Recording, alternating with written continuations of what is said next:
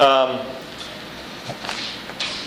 Obviously, the New Testament wasn't written originally in English, if you know much history or if you studied much Bible. And so the more you know about the original texts, the better. In fact, that is why at many schools you can take classes to study the original languages of the Bible.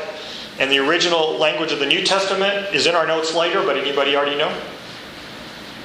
Hebrew and Greek for the New Testament, Hebrew for the Old Testament.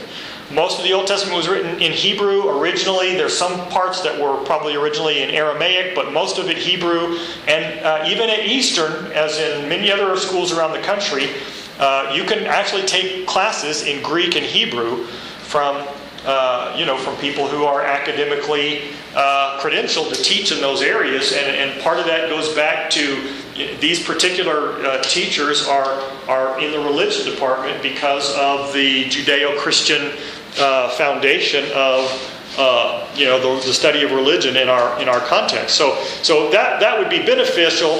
It's not a necessity. A lot of people don't know Greek and study the New Testament at length, but for someone who's wanting to, dedicate their life to studying the Scriptures, that's oftentimes what they'll do is focus on those languages. Now, of the different translations, there's two different types of translations. Some of them are very literal, and they help you to kind of have a better idea of what the word for word is like in the original language, but sometimes they're not very smooth. And so some people say, the grammar's not, or the grammar, is fine, but it's not just as fluid or as flowing as some other writers that I'm familiar with. Well, that's because they're trying to go more word for word from a different language.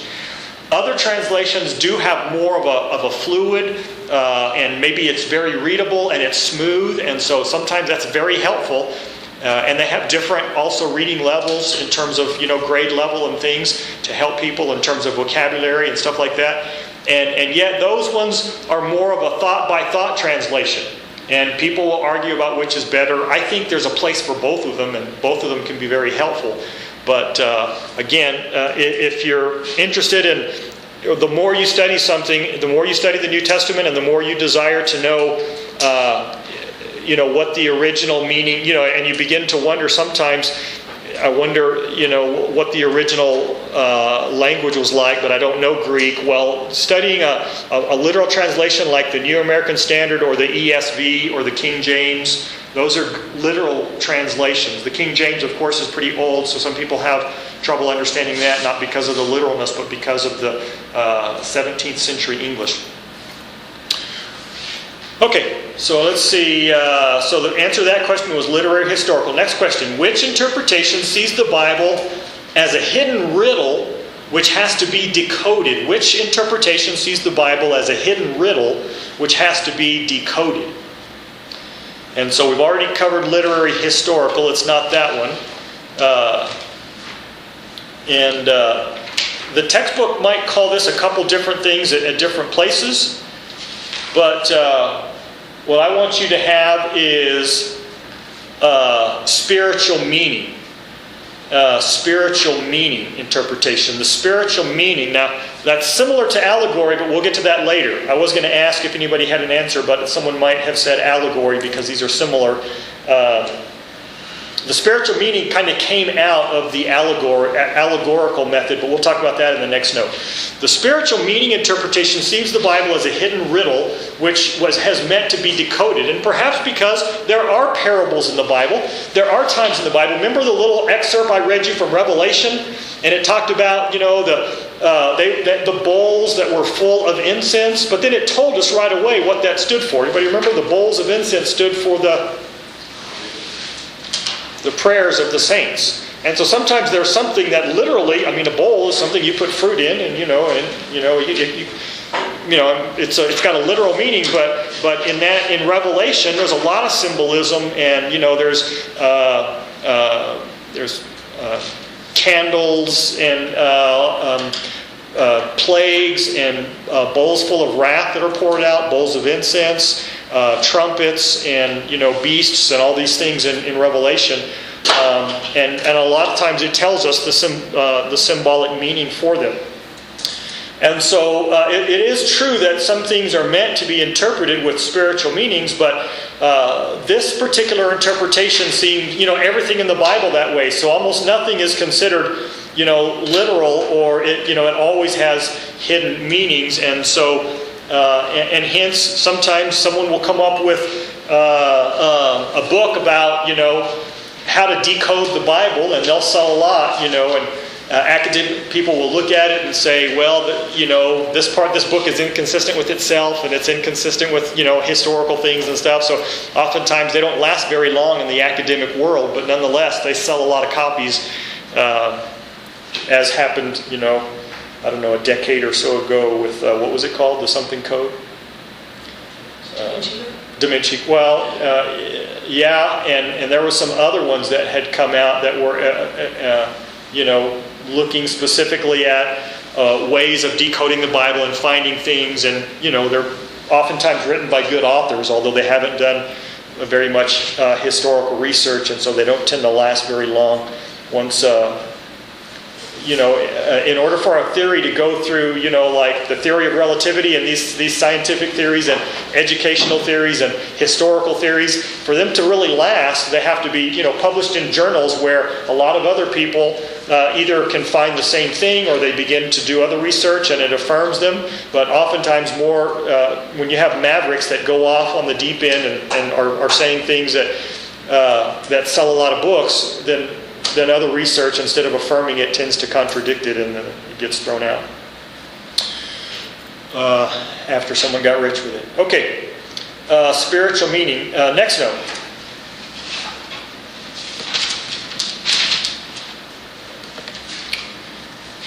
Which interpretation form came out of the spiritual meaning interpretation? And I turned that around a few moments ago in my lecture, so I'll have to correct that right now. Which interpretation form came out of the spiritual meaning interpretation? And that is allegory. I said that the spiritual meaning came out of allegory, and that was wrong. This is correct on page 55 and then on 56 in the book. Which interpretation form came out of spiritual meaning, and that's allegory. And the book says that is a literary form in which one thing stands for another, even if there is no real connection between the two. And it was popular to interpret the Bible this way in the Middle Ages. So allegory, one thing stands for another. It came out of, and so it's kind of related to the spiritual meaning interpretation, and it was popular in the Middle Ages.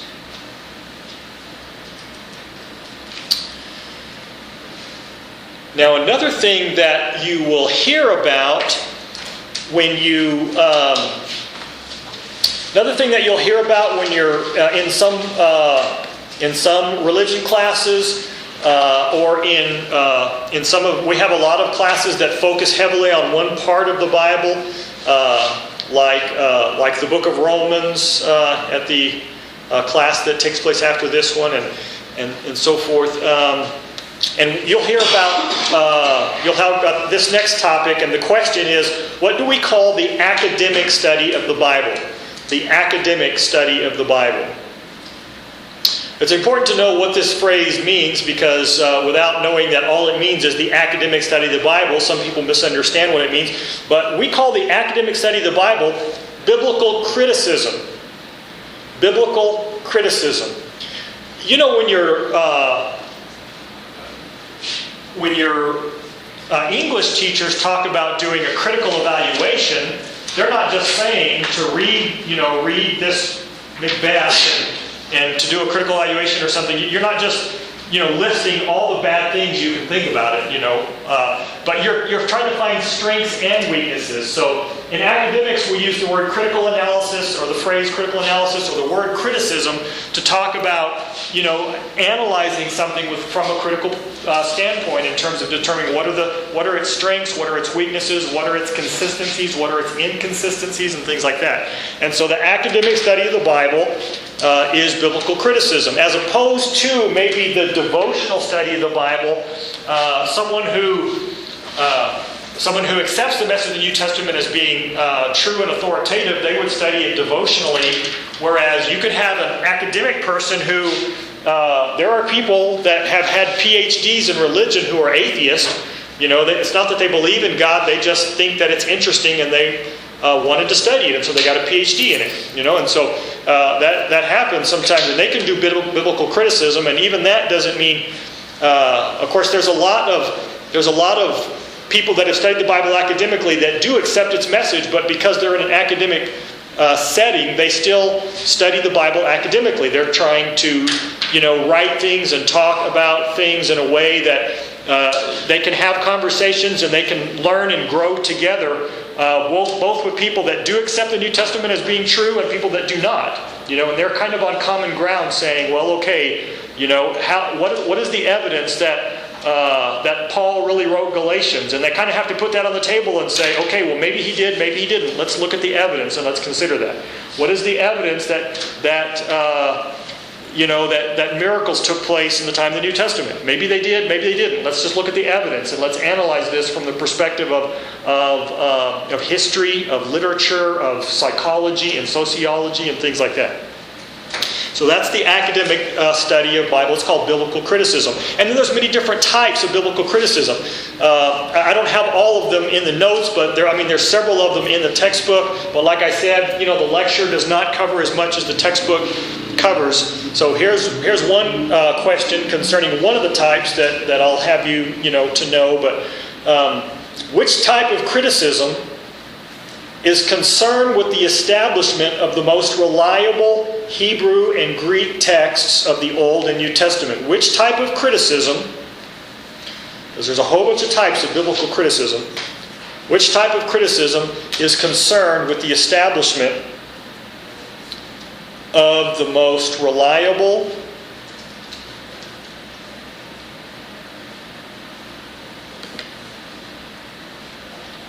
I'm not pausing for dramatic effect. I lost my place in my notes. But I'll find it back here. Sometimes I just page down and I don't have the cursor. And so then I decide to hit my down arrow to move the cursor, and it goes all the way back up to the top. Since I'm 50, almost 50, I'll be 50 this semester, so I have an excuse for being retarded technologically. Okay, where were we? There we go. Okay, what type of criticism is concerned with the establishment of the most reliable Hebrew and Greek text of the Old and New Testament? Now, I haven't given you the answer there yet, but let me talk a little bit about that. Biblical scholars have one extraordinary luxury that Shakespearean scholars and Greek mythology scholars do not have, is that there are lots of manuscripts, because the Jewish people were just they had some unusual characteristics concerning all these people. The Jewish people are still a people group today. The Hittites, the Perizzites, different people groups that were in existence at that time, they intermarried with others and they no longer exist, but the Jewish people do. They copied their scriptures, they taught their scriptures to their children, and so they had a lot of unique characteristics about them. And there were so many scribes that copied the Old Testament and the New Testament in so many times that there's just a lot of manuscripts that scholars have to look at. Now, the manuscripts are not all exactly identical. They're very similar. In most parts, they are the same, but there's little small differences. And it's a little bit like what we had said in previous lectures. If 8 people watched an accident and they all give you the same exact identical story, then you think, I think they planned this, and they're lying. And most investigators wouldn't believe them. And so, when you got people all over the world copying these things, sometimes there's little errors that they can find, and that's what this branch of criticism is, to trying to find the oldest and the best manuscripts. We do not have, just like most ancient documents, we don't have in some museum somewhere the actual original, book of Matthew. We don't have that. We have copies. But we have so many copies that most people in other fields are kind of envious of biblical scholars because there's just thousands of fragments. And some of them, of course, go back to a very early time. And that's another thing that compared to other fields of studying literature, the biblical scholars have a great advantage because it's close to the time of the events, the oldest manuscripts, and there's a lot of them. Matt? The copies that we have, are they do we know what generation of copies they are? Are they the first copies or the second copies of the copy? Or? No, all we know is based on that some of them are very close. When you compare them to the other ancient documents that are accepted and understood as historical and so forth, then they're very close to the time. And that depends. There's debate about how to date some things because like we don't know when Paul's death is not described in the Bible. But things like that. But and where when he was in Rome and how that happened. So we have some pretty good information because of historical information, and they have found a lot of inscriptions about sometimes.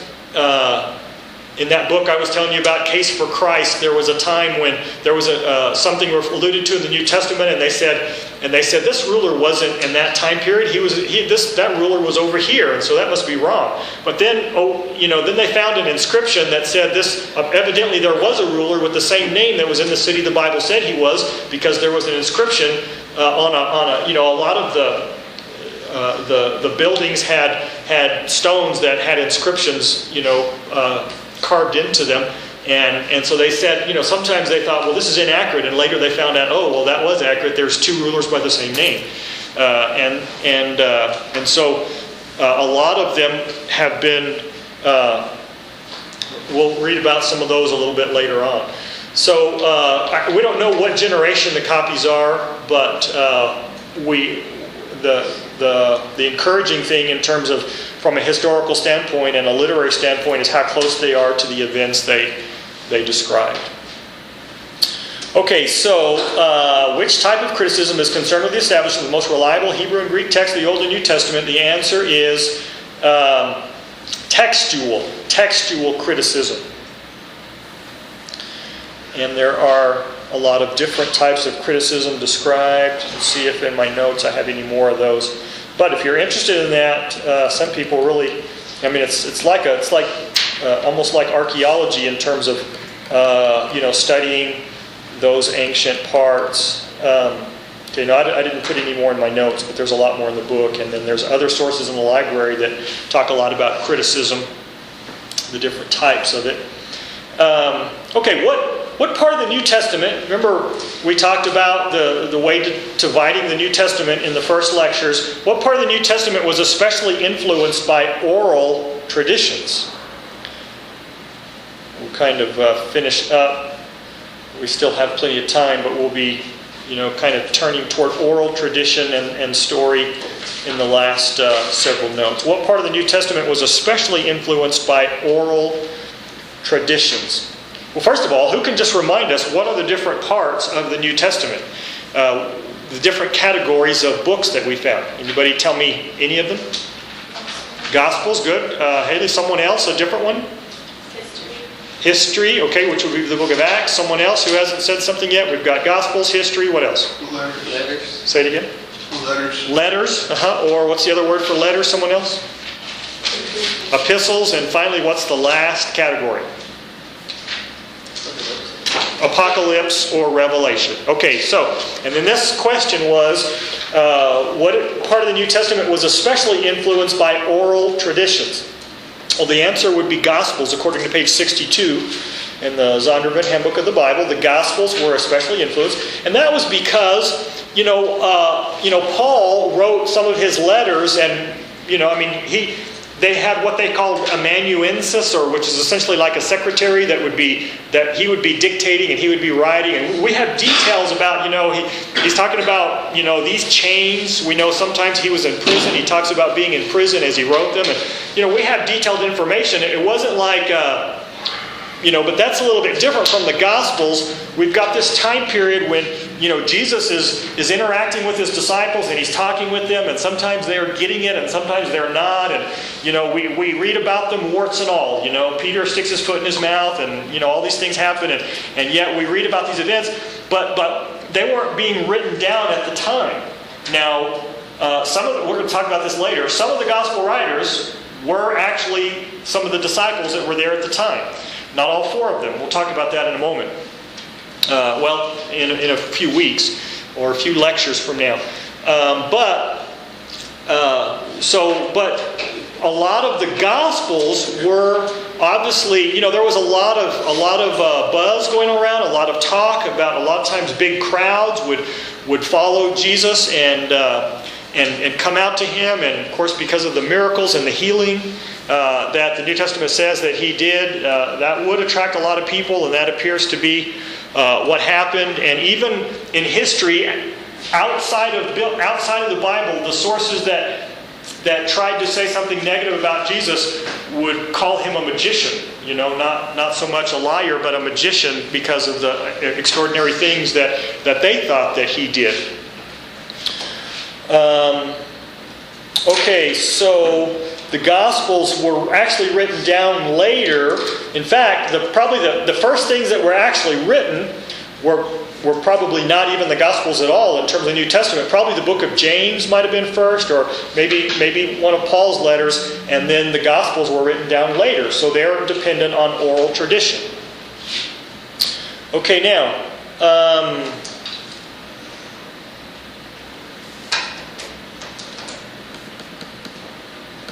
skip down. I'm going to do these a little bit out of order. I usually don't have time for all of them. All right. Now there are the Jewish tradition, the Jewish nation, the Jewish oral tradition had a lot of accuracy kind of built into it. And here's some evidence that have helped people to understand that more recently. Although even before this event happened, people there was a lot written about the oral tradition and how amazingly accurate it was. But here's kind of an example.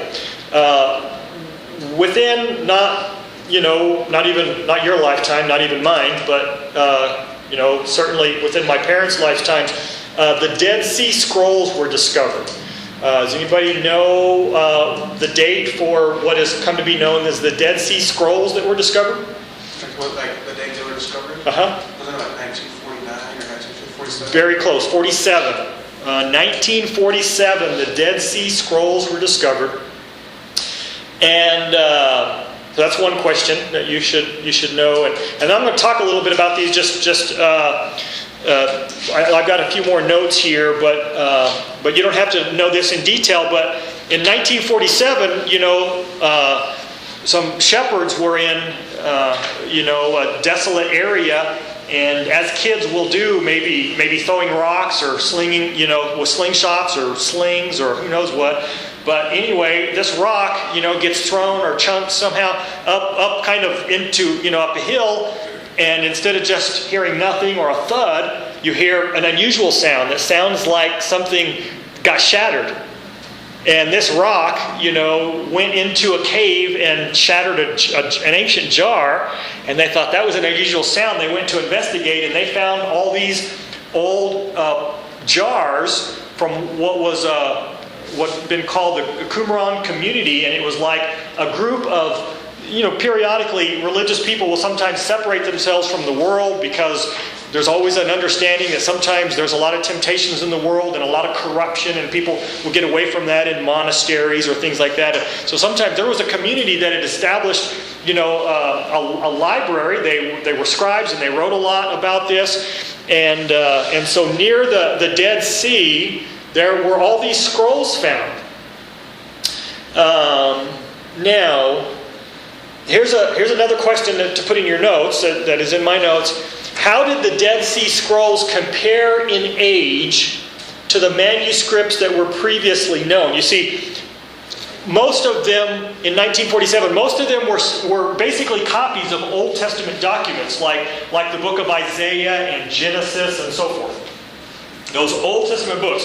And so we had copies of that before the Dead Sea Scrolls were found. So my question is, how did the Dead Sea Scrolls compare in age to the manuscripts previously known? Like they had copies of Isaiah, and they could, again, they might have figured out ways of dating these old copies of Isaiah as being maybe 200 years old, or 300 years old, or dating back to 50 AD or 100 AD or something like that. All right? You understand my question? How did the Dead Sea Scrolls compare in age to the manuscripts previously known? Here's the answer. The Dead Sea Scrolls were over 1,000 years older than what we had before that point. That is an archaeologist's greatest fantasy, to find something over 1,000 years older, because the older they are, the more likely they are to be accurate. And so, the Dead Sea Scrolls, people within biblical studies or literature studies or historical studies make a big deal about that because of how old they were. So that means that they found, old copies of Isaiah and these Old Testament things 1,000 years, and they could compare them to the things that were written later, some of them based on oral transmission. So one more question within this particular note. What did the Dead Sea Scrolls, what did they reveal about the accuracy of the Jewish scribes' copying process? I mean, it was just like a leap back 1,000 years, and they could compare that to the other documents that had been copied and copied and copied generation after generation for thousands of years. So I guess this is looking more at the copying process, not the oral transmission. But this is looking at the accuracy of the Jewish scribes' copying process. Well, as you see on page 65 of the Zondervan Handbook, the Dead Sea Scrolls revealed that the Jewish scribes' copying process was extraordinarily accurate and strong. Extraordinarily accurate and strong.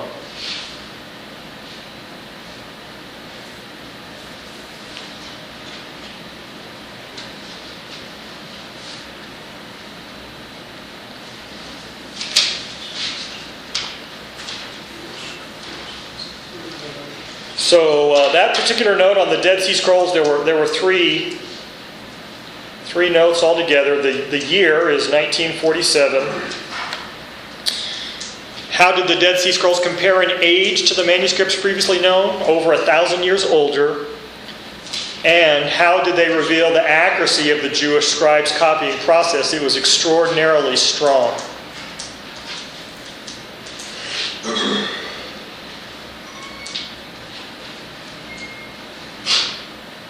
Yes, Matt? What exactly was on the Dead Sea Scrolls, like in terms of books in the Bible? Do you know? Because I know Isaiah. I think that I've read some of that. I don't know if most. I don't know if all the New Old Testament was there or not. That would be a good question, a good area of research. I'm also teaching the senior seminar, which is for people who have essentially they're finishing up their religion major, and they've got to do a research paper. And sometimes people are asking me for topics. That would be a good one, kind of.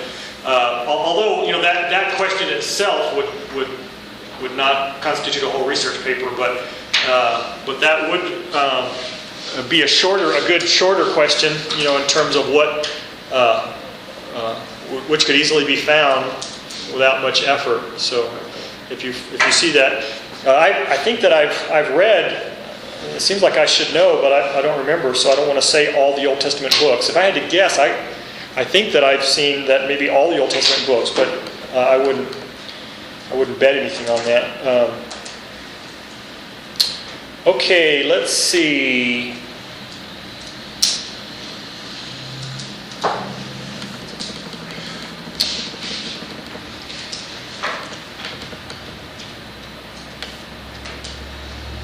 Got a particular note that gives us the opportunity to read a few passages, and so I'm trying to find that one. Okay, here we go.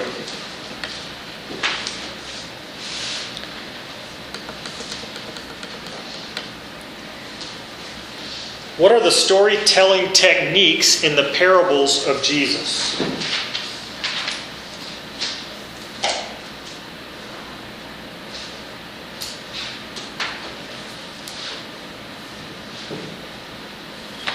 What are the storytelling techniques in the parables of Jesus? One of them that the book gives is reversal. So I'd like to read one of the parables, John 15, 11 through 32.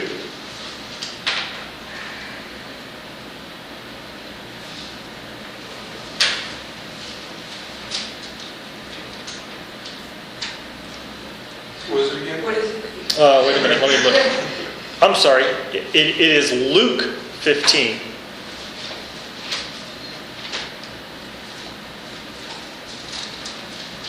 Luke 15, 11 through 32. So, there's a section on the Zondervan Handbook of the Bible, page 63, that talks about storytelling techniques. And this is, I believe, an example they give, or an example I thought of, I'm not sure. I think it's given there in the text, called reversal. And they just talk about the skill of the storytelling techniques within the Jewish tradition, and especially as Jesus used some of these. So this is a very famous story, perhaps the most famous parable that Jesus ever told. I don't know. So you can listen along as I read this in the... I think I will use the NIV.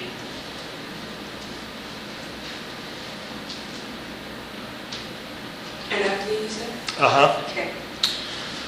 Okay. Jesus continued. He had told a couple parables already about things that were lost and found.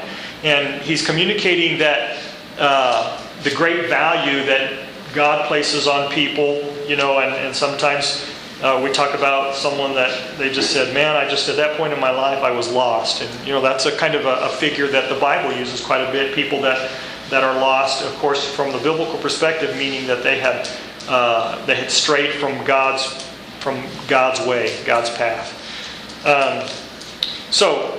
Jesus continued. There was a man who had 2 sons. The younger one said to his father, "Father, give me my share of the estate." So he divided his property between them. Not long after that, the younger son got together all he had, and he set off for a distant country, and there squandered his wealth while living. So he asked for his inheritance ahead of time. The father decided to give it to him, and he gathered together. So it wasn't just like his savings account; it was his inheritance. It was like his half of the family money. And he went off to a distant country, and he squandered his wealth in wild living. Okay, I didn't choose this just because we're in a college setting, but he squandered his wealth in wild living. Okay, I know not all college students squander all their wealth on wild living, but according to the movies, that's a time when sometimes it happens. Verse 14, after he had spent everything, there was a severe famine in that whole country, and he began to be in need. So he went and he hired himself out to a citizen of that country who sent him into his fields to feed pigs. Now, there's a lot of things in different cultures that are the same, like, fathers and sons. Well, we all know, we're used to family dynamics and family relations and things like that. And the inheritance, most people understand what an inheritance is. That's the money that you get if your parents die. And in ancient times, it could be pretty substantial, and that would be a part of their sustenance for life. But he squandered all his. But this thing, there's other things about different cultures that are different. Like when we talk about go feed pigs, you might just think, well, okay, we had pigs on our farm, or you might think, it's just like going to feed the cows or something like that. But again, some of you may or may not know, from a Jewish perspective, what do Jewish people hear when you say this guy hired himself out to feed pigs? Unclean. Even today, many Orthodox Jewish people will not eat bacon or something like that. And so in ancient times, this was like a way of helping the Jewish people understand that this guy was really in the pit. I mean, if there was anything else he could have done, he would have done it. But no, he hired himself on to feed unclean animals. Not only, they weren't supposed to touch them or anything. And obviously, he had to work with them.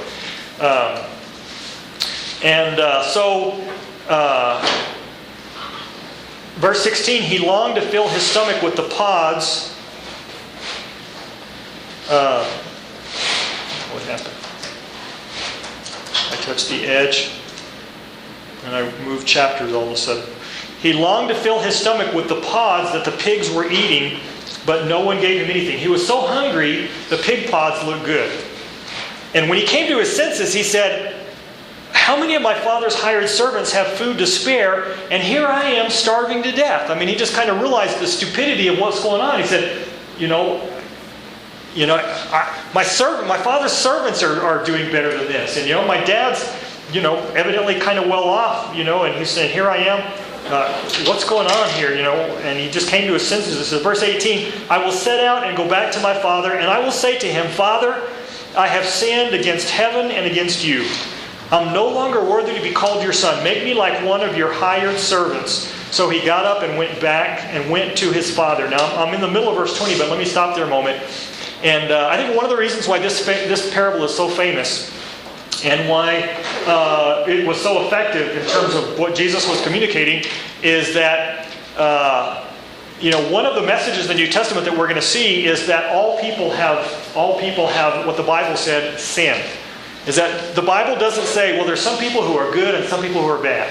The Bible basically says that God has this standard and God is perfect and holy, and He is loving, but He's still perfect and holy, and that all people, everybody, Mother Teresa, Billy Graham, Luis Palau, all the great, it doesn't matter who it is, they're sinners. They've made mistakes. They've kind of done like this guy. They've lived for themselves, and they need help. And this particular individual, he didn't come back. And sometimes there's in your family, maybe there's a black sheep. Maybe you're the black sheep of the family, I don't know. But there's someone who, the family talks about, and they say, man, this guy's on drugs, and he can't keep jobs, and blah, blah, blah. And so when he says things, it's kind of like he's always just trying to borrow money and get money, and everyone kind of looks down on him, and he doesn't really, it's like, instead of just saying, I messed up, it's always like, well, I was going to do this and I was going to do that. And they always have reasons why it's someone else's fault. It's like, Teflon John. Nothing sticks on them. It's someone else's fault. I didn't do anything wrong. This person told me that and this person told me that. And we were just, drinking a little bit. And I didn't know they did this and they did that. And, it's just never their fault. And I think what is interesting about this passage is this guy just says, I just blew it. I was stupid. I just flat blew it. It's not anybody else's fault. It's mine. And that's something that, I think attracts a lot of people, just that genuineness, that he's real. He finally becomes real and he says, I blew it. And he's not going to blame others or make excuses. And so that's what he's going to tell his father. Now, so he gets up, he's going back, in verse 20, so he got up and went to his father. But while he was still a long way off, his father saw him and was filled with compassion for him. He ran to his son, threw his arms around him, and kissed him. Now here's a father who evidently, had some other way of dealing with his anger than to beat his kids, right? I mean, here's a guy who, this is just the ideal father. I mean, he loves his son. He knows his son blew it, and he doesn't even know that his son he didn't know what his son was going to say, but he loved his son. I mean, it would have been embarrassing for a man of his age and an aristocrat, to just pull up his robes and run to meet his son. And he hugs him and he kisses him. And then he says, the son began his speech. The son said to his father, I have sinned against heaven and against you. I'm no longer worthy to be called your son. But the father said to him, he didn't even let him finish his speech. Remember, if you look back, there were other things he was going to say. But the father interrupted him and said to his servants, quick, bring the best robe and put it on him. Put a ring on his finger and sandals on his feet. Bring the fattened calf and kill it. Let's have a feast and celebrate. For this son of mine was dead and he's alive again. He was lost and he's found. And so they began to celebrate. You see, Jesus taught that God welcomes sinners. He loves him. I'm reading another book right now at home called What's So Amazing About Grace. And Christianity is unique in this understanding that it really, teaches that that God welcomes. I mean, that's Jesus' point here, is that God welcomes back sinners. And and so some people think, well, I could never go to church. The walls would cave in if I went to church, or I'd get struck by lightning, or whatever. Some people are kind of proud of their sins. But anyway, or some are sincerely feel like, I just would never be welcomed. God would never forgive me for what I've done. I've known of a lot of people who have said that. Well, they don't understand the New Testament. The New Testament teaches that God is willing to accept those who will, like the prodigal son here, say, I blew it. I messed up. It's not this person's, it's not my parents' fault, it's not this person's fault, it's my fault. And he welcomes him back and loves him, and that's kind of just the amazing thing about grace. And the parable goes on to talk about the older brother, and we'll learn about this a little bit more, because there were a lot of religious people that could not believe. Jesus was criticized for hanging out with sinners. And they told the disciples, your teacher, why does he associate with quote unquote sinners, tax collectors, people that, cooperated with Rome, and prostitutes and so like that? And Jesus would say things like, well, it's the healthy, I didn't come for the healthy, it's the sick that need a doctor, not the healthy. I came to save sinners, not righteous people. Of course, we know, in fact, the Bible teaches all of us are sinners. We all need God's grace according to the message of the New Testament.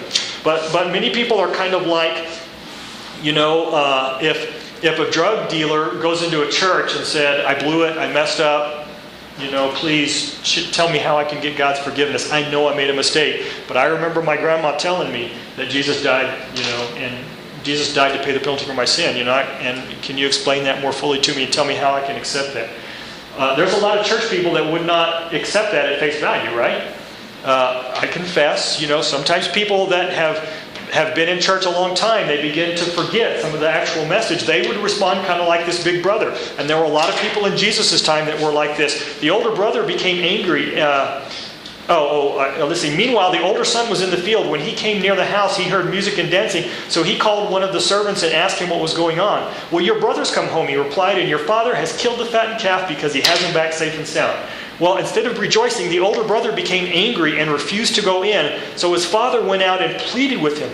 But he answered his father, look, all these years I've been slaving for you and never disobeyed your orders, yet you never give me even a young goat so I could celebrate with my friends? That is what, unfortunately, many religious people have come to be known for, is self-righteousness, right? But it's not the message of the New Testament. There's no justification for self-righteousness in the New Testament.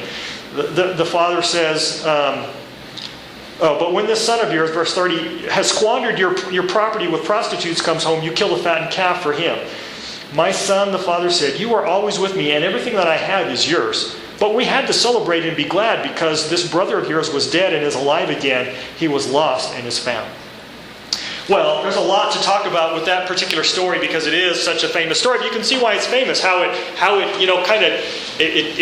can touch us and get us in a place, and we can relate to that, and it has a lot to teach us. But the Jewish people were master storytellers, and Jesus really seemed to be able to take that to a higher level.